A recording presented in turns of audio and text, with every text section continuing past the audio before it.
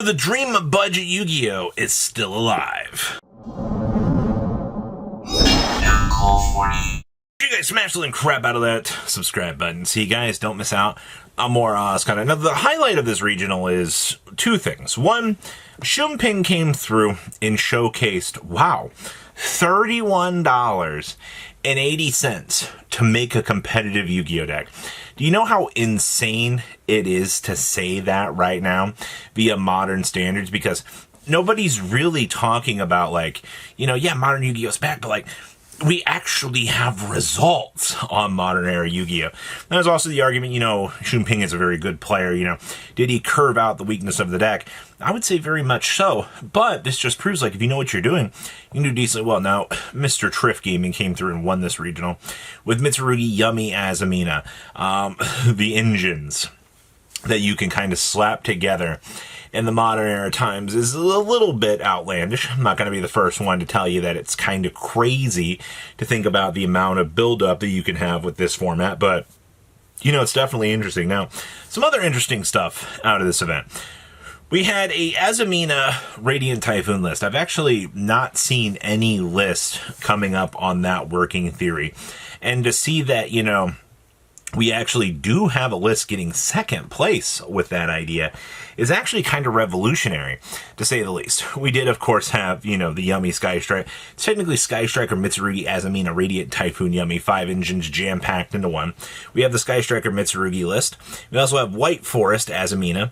We do have the Power of Evil Twin, Fiendsmith. We also have Vanquish Soul. And we also have Draco Tail with branded. No of the expensive little Magistus cards packed in here. We're actually doing pretty straightforward things with this, so we're definitely doing decent right now on the forefront of this game. And I mean, looking at this regional breakdown, there's a lot of diversity present in this. Now, we have Triff's Sky Striker, Mitsurugi, Azamina, Radiant, Typhoon, Yummy pile.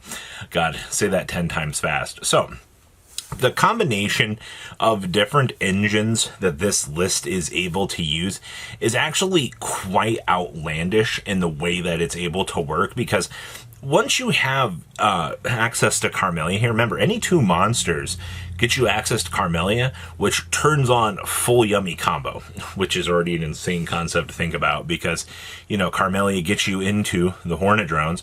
Hornet Drones turns you into, you know, the Kagari, and then guess what? You know, you're off to the races, fundamentally being able to reverse engineer into this full combo line. Now, the other stuff you get access to with the Azamina package itself, we get to turn on into the big negates down here. We also have access to, funny enough, the Dark Magician of Destruction, which we're not doing anything. We're not making the Dark Dragoon with that. God, imagine if you had enough room to actually get, like, the Dark Destruction or the Red Eyes Dark Dragoon access into this. I'm already fairly impressed that we have so many different engines that you can just kind of slap into a deck right now, and it all just works out, you know. It also kind of just comes down to, you know, how many good stuff packages can we make work in a deck. Also, I mean, heck, man, this deck's got a Mystical Space Typhoon slapped in here as well for you to be able to get access to. Also, you know, I believe Eldama's full one-card combo to bridge into some of this stuff. So, truly, I even love the fact that we've got access to the Illusion Gate in the main deck. Yeah, who needs to side deck Illusion Gate? Just toss this bad boy into the main deck and get what you want. Also, we're playing the heavy slump down here in case we get Mulch Army to rip away the opponent's entire hand. Like, this is actually probably one of the most disgusting blowout cards you can kind of just toss at your opponent and go. So, amazing.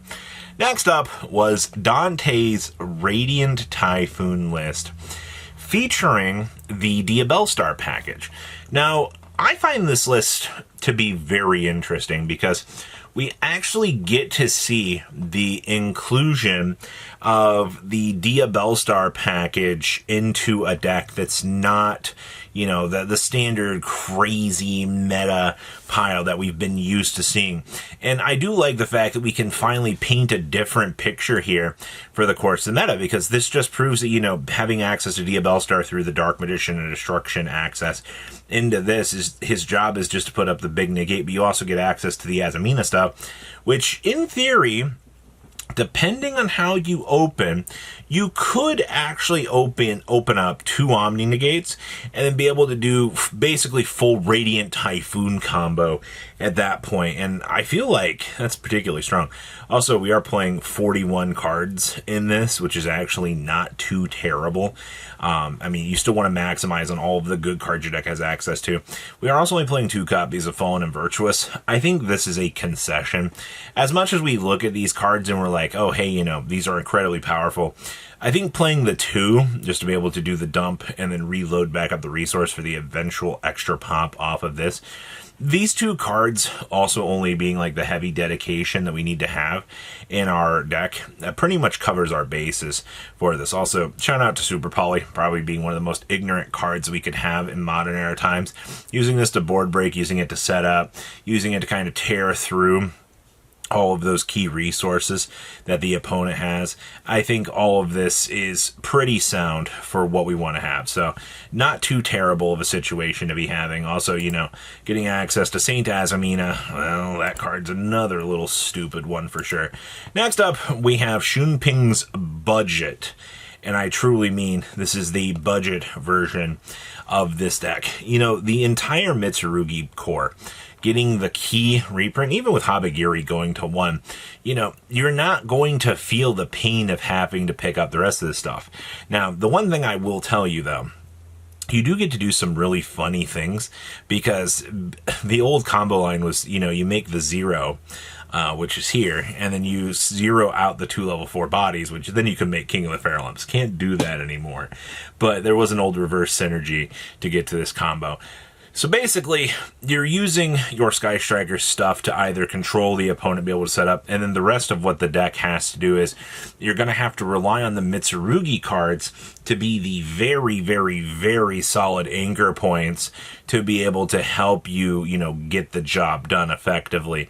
And I think you're doing pretty good. Now, obviously, we're only playing 2 linkage. I'm actually kind of surprised about this, but 99% of the time you might have a Mitsurugi monster sitting on your field anyway. So, you know, you have to really factor in for that. You know, if you're going to have one of the fatties parked on the board, you know, your Sky Striker card is going to be turned off. So you're going to have to make some concessions for that. But this is definitely a case of whichever engine that you need to use to be able to finish the game is going to work out very good. Side deck down here, jamming away Shark Cannon. Excellent choices. Having access to the other Mulcharmy is fine. Having one of each of the Mulcharmies straight out of the box is insane. I mean, literally, this is one whole legendary modern deck, and it managed to top. So I got to clap for Shunping. He really, really, really showcased the excellence of the meta, but you know, there has to be a level of skill involved, and you just can't think, unga bunga, me pick this up, me going to do well, because that's not going to be the reality of it. And then we have Nithan's Radiant Typhoon list. Glad to see we are seeing some diversity in the Radiant Typhoon list. Now, this list, actually playing the Noble Knights Shield Bearer, we've kind of seen Shield Bearer popping up every once in a while. It's not been like the greatest tech choice. It did actually kind of surface more in Genesis, but I do like the fact that we are seeing some showcase here. I do see we have the Performapal 5 Rainbow Magician down here.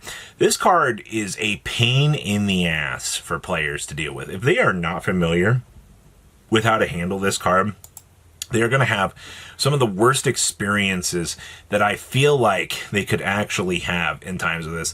I also do like that we are playing the Alti Ritter. You can't tribute Ritual Beast monster.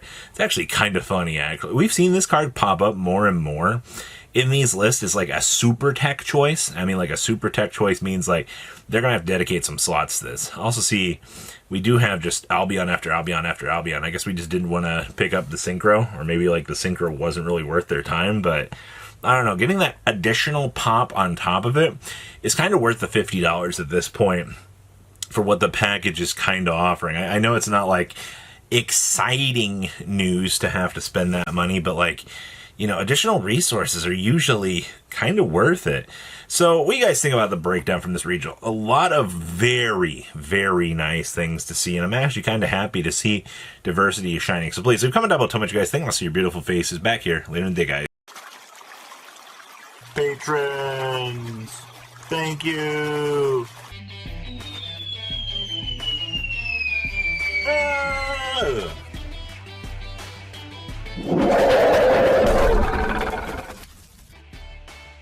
Thank you so much for watching. Check out these other videos.